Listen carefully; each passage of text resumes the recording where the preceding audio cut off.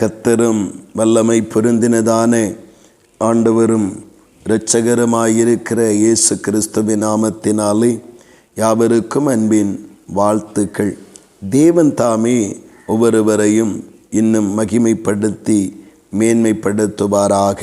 இந்த நாளுக்குரிய தியான வசனம் ஏசாயா 39 அதனுடைய 8வது வசனம். என் நாட்களிலாவது சமாதானமும் உண்மையும் இருக்குமே என்றான். இங்கே ஒரு சம்பவத்தை நாம் அங்கே அந்த பகுதிகளிலே வாசிக்க நேரிடுகிறது. எசேக்கியா வியாதிப்பட்டு அதிலிருந்து தேவ கிருபையினாலே சுகம் பெற்று ஆயுசு நாட்கள் அதிகமாயினதை கேள்விப்பட்ட தூரத்திலிருந்து அவனை பார்த்து விசாரிப்பதற்காக ஒருவர் வருகிறார்.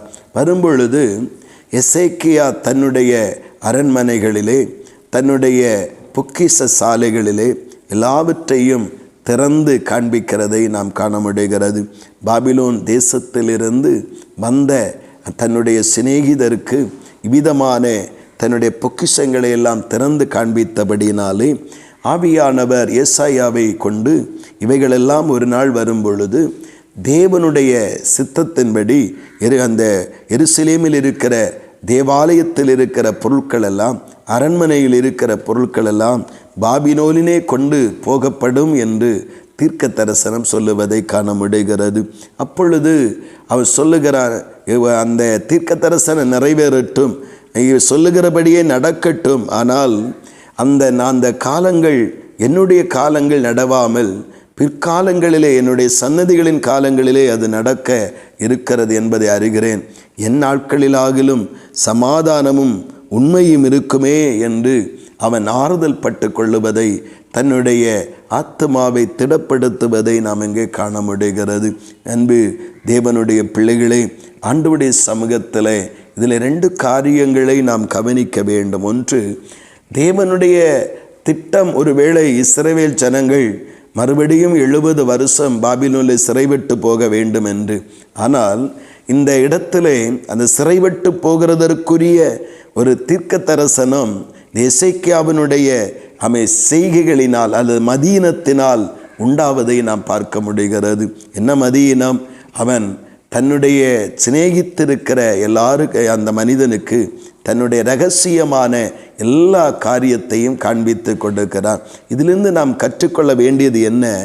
நாம் தேவனுடைய சமூகத்திலே மாத்திரம்தான் நம்முடைய இரகசியங்களை உடைத்து தேவனோடு பேச வேண்டும். மற்றபடி நம்முடைய ரொம்ப உள்ளான மனதளவிலே சிநேகிக்கிற சிநேகிதர்களாக இருந்தால் கூட நம்முடைய மனதின் உள்ளான ஆழங்களையும் கர்த்தர் சொன்ன இரகசியங்களையும் கர்த்தர் சொல்லித்தந்த சொன்ன தரிசனங்களையும் நாம் அதை சொல்லுவதற்கோ அதை நம்முடைய அந்த உள்ளான நிலைகளை காண்பிப்பதற்கோ நாம் முயற்சி செய்யக்கூடாது.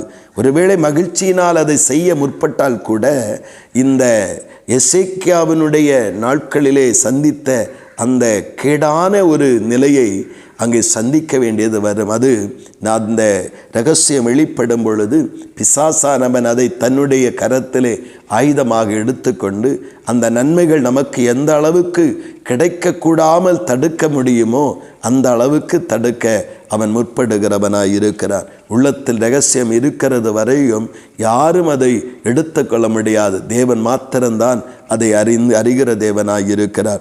ஆனபடினாலே இன்றைக்கு நம்முடைய வாழ்விலே ரகசியம் காத்து கொள்ளுவோம்.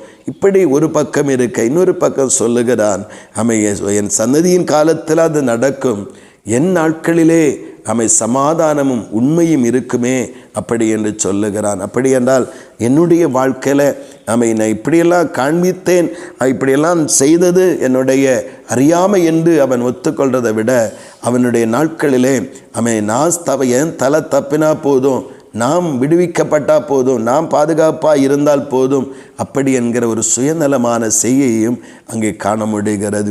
இவைகளை நாம் நம்முடைய வாழ்வை விட்டு அகற்றி விடுவோம். இரகசியத்தை காத்து கொள்ளுவோம். சுயநலமான போக்கையும் நாம் மட்டும் நம்முடைய காலங்களிலே மட்டும் சமாதானம் உண்டாக வேண்டும் என்கிற அந்த குறுகின எண்ணங்களையும் விட்டு பரந்த இருதயத்தோடு எல்லாரும் ரட்சிக்கப்பட, எல்லாரும் மனம் திரும்ப, எல்லாரும் இயேசுவை அறிய, எல்லாரும் கர்த்தரை ஆராதிக்க ஆண்டவருடைய சமூகத்திலே நாமை ஜெபிக்கிறவர்களாய் மாறுவோம். நம் தேவ ரகசியத்தை நம்முடைய இருதயத்திலே காத்து அதை நினைத்து கர்த்தரை ஸ்தோத்திரம் பண்ணி கொண்டிருப்போம். எல்லாவற்றுக்கும் மேலான தேவ கிருபை நம் ஒவ்வொருவரை தாங்குவதாக. ஆமேன், ஆமேன். செபிப்போம். பரலோகத்தின் நல்ல ஆண்டவரே, பரிசுத்தமான இந்த நல்ல காலை நேரத்தில் நீங்கள் தந்த நல்ல ஆலோசனைகளுக்காக உமக்கு ஸ்தோத்திரம் அப்பா.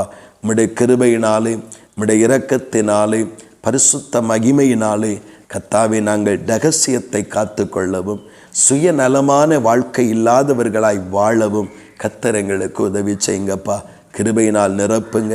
கர்த்தருடைய சமாதானத்தின் ஆண்டவரை வாழ்வை அனுபவிக்க செய்யுங்க. கர்த்தரே ஆசீர்வதித்து நடத்துங்க. இயேசு கிறிஸ்துவின் மூலம் அர்ப்பணித்து ஜெபிக்கிறோம் ஜீவனுள்ள நல்ல பிதாவே. ஆமேன், ஆமேன்.